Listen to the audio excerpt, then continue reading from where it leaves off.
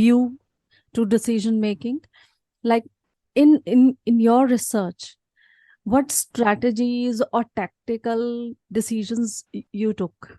I mean, just tell us something about that. So for us, it became very hard because okay, we also started following a person, and he was called, some big shot in the field of obesity and diabetes. And we started reading all the papers which were available online. In fact, we contacted him later on, and we went to his lab also. uh, I just want to say that the fellow researchers will help you, even if they belong to some other country. Hmm. Nation Yes. boundaries are, because this is something which is a community worldwide. Yeah. So for us, for me especially, what happened when me along with my seniors, we had to standardize a certain protocol, and for that we had to visit a facility in Bangalore. We had to go there every month, Okay. because that was the animal breeding house. They used to breed animals for us. And okay, I'll tell you more about it, because whatever I did, it inspires me also every time I talk about it.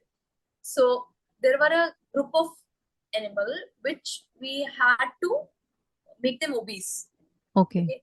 So let's say we had three categories of animals. One, normal. Those animals were on a special diet. We Hmm. used to give them low fat diet. Okay. Okay. And the second set of animals, we started putting them on high fat diet since birth, Okay. high fat and high sugar. And the third category of animals, were with they were already obese now by this time, maybe Hmm. 36 weeks of taking high fat diet. And later on, we started with a formulation with them. Hmm. We started with an Ayurvedic formulation with them. But for that also, there are a lot of problems which come. It's not just you take three groups and you keep on moving, and then you will get the data with comparing low fat with high fat with the one who is being treated. It's not like that.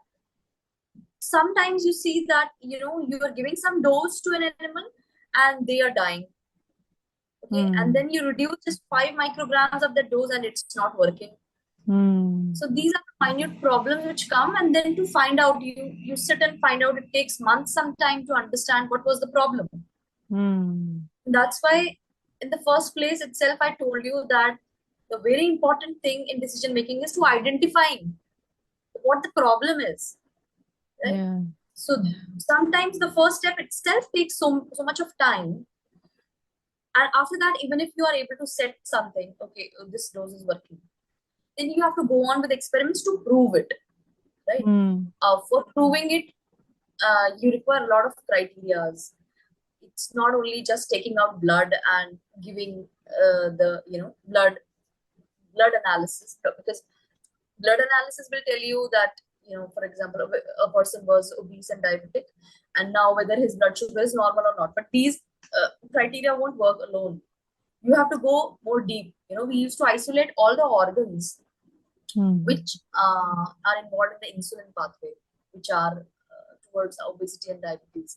So Hmm. we used to isolate liver, look for what is the change in liver of a low fat mice versus a high fat mice versus mice who was obese earlier or diabetic earlier, and now we are treating that mice with certain drug with certain dosage.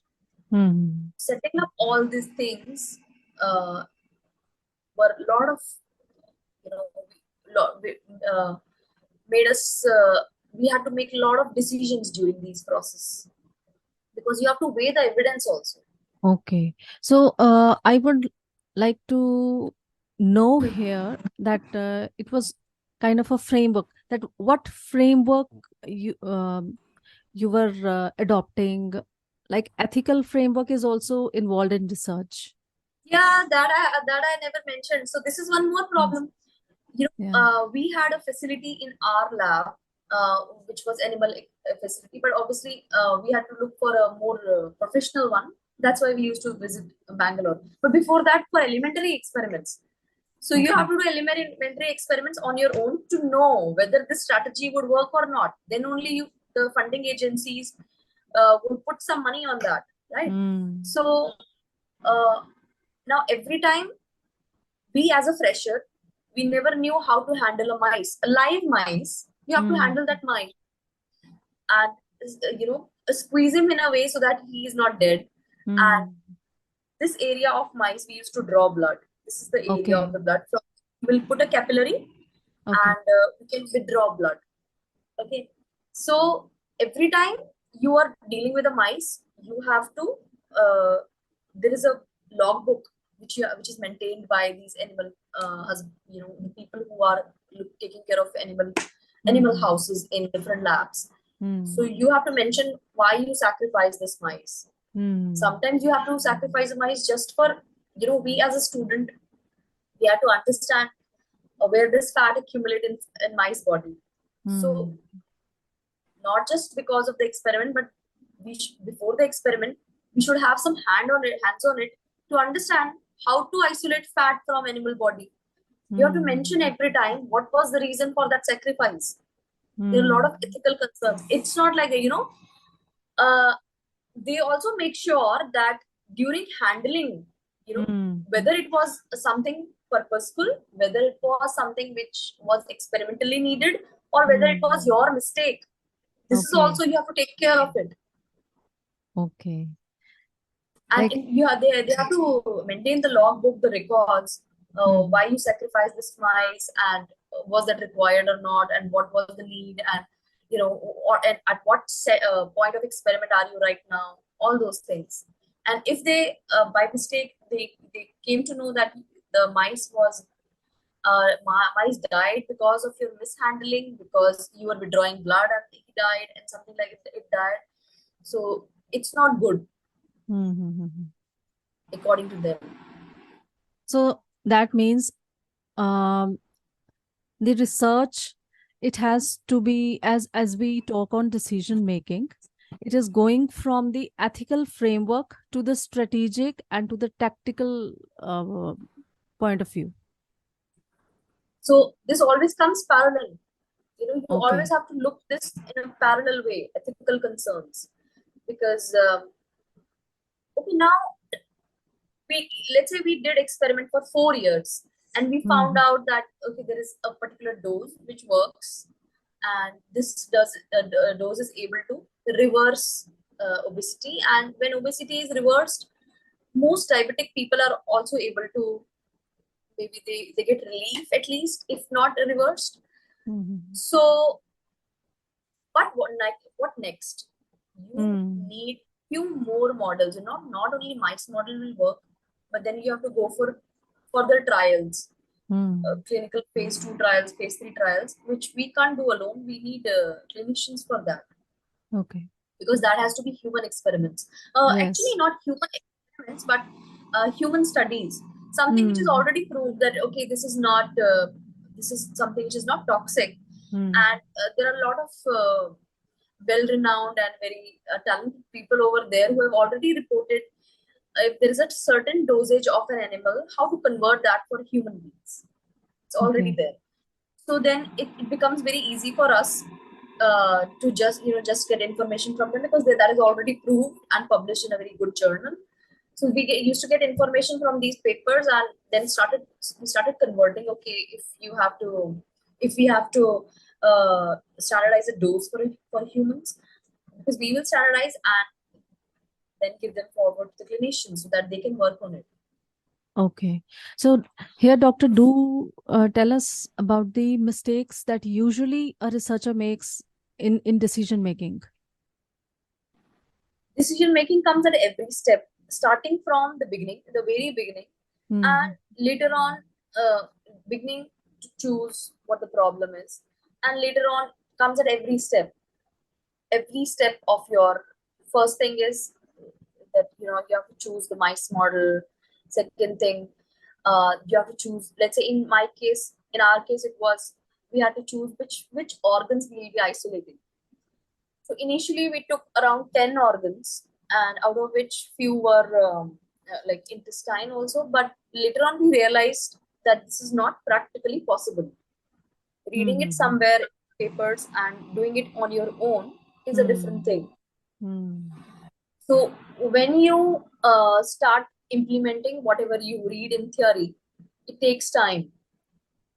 After reading from papers, we narrow down the list, and let's say for organs, we narrowed it down to 9 organs we'll be doing, and then we have to understand how to isolate fat from each organ of mice. Mice is itself very small, and then the organs, they are very delicate.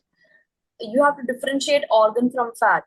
That was one more problem which came in our experiments. Okay. There are few organs which will look just like fat. Now, how to differentiate between them? So there is a decision. There comes decision making where you have to decide which, you know, what at that time for us was that what organs you will be going forward with, because that will decide our whole journey of this particular research, whatever we were doing. Hmm. If by mistake we chose a particular organ which is not that easy, I would not say easy, but that is something which is hard to differentiate, or the fat, we are not able to isolate fat from it properly, it could become a big mess in future. Hmm. Because when you're doing experiments, you're so mentally involved in all these things, you only think about your experiments all the time, Yes. because Emotionally involved in it. emotionally involved also. The reason is you put a lot of input in all these things, Yes. and after putting that much input, and you feel that okay, I should get some result, and then you have a fear in your back of your mind also, that what will happen if nothing comes up, I have to Hmm. start from zero again. So that's why decision making comes at most of the steps, even at the end also. Hmm. Once you are done with all the experiments, now okay, this is the particular dose which I would be working on, or maybe this is the dose which I have standardized. Still, now you have to quote everything down, you have to pen down everything, and for that you need to again do the research, see how people are doing, how they are implementing, and because right now you have a lot of information with you, you have Hmm. to withdraw what you have to write now, pen down Hmm. research. Hmm. And what you can't just write, okay, this much dose was appropriate, and we are here reporting that this dose is appropriate, but you have to tell how it is appropriate. Hmm. For us, it was some proteins were upregulated. There were some proteins which were good for diabetes or obesity. They were upregulated in mice with who were treated. So this is a good sign. Now you have to understand what is the role of these proteins in different pathways of the body, and how it is affecting the pathway which you are working on. Okay. So,